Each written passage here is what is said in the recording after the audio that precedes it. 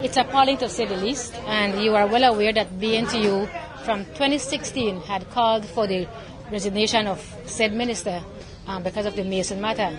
And we are now in 2020 and we have reached that point again. So I guess because of the fact that he has resigned, then there would not be a call for him to be terminated anyway. But I think one of the important things that we have to put out there is the fact that if it is that he is resigning and taxpayers' monies will be used to pay him as he continues to his role as area representative, I suppose that is fine. But if we are going to be paying him and he's no longer there, then that's a concern. And I'm saying if because we don't know what will be the details of when he leaves from there. Other than that, the other concern is as it relates to the impact or the black eye that it has caused on the country of Belize. We know that this is now international, and it really doesn't look good for us to have persons in these high positions to be accused of meddling in such behavior. You cannot just have a person at this highest level involved or allegedly involved in these sorts of behavior and they get a slap on the wrist. It can't continue to happen. It can't continue to be working. The Prime Minister during his press conference said that he would fire if one of the two aspirants for leadership would have been proven, if that would be somebody that received cash. Now, John Saldivar, his name has been called in the U.S. District Court of Utah.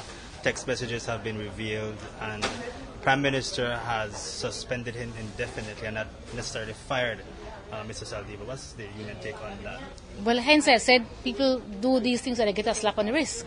Because if you're saying that once these persons are proven, I'm sure we've seen proof now. And so what has kept the government from firing him? He was given a chance to resign. We support an investigation, and it's not just investigation into his actions. Other names were called. We heard about the mayor in Belmopan, and we heard this talk about getting monies for 4 other persons. Who are those persons, and what will happen to those persons? Is it that we are going to be shielding them forever?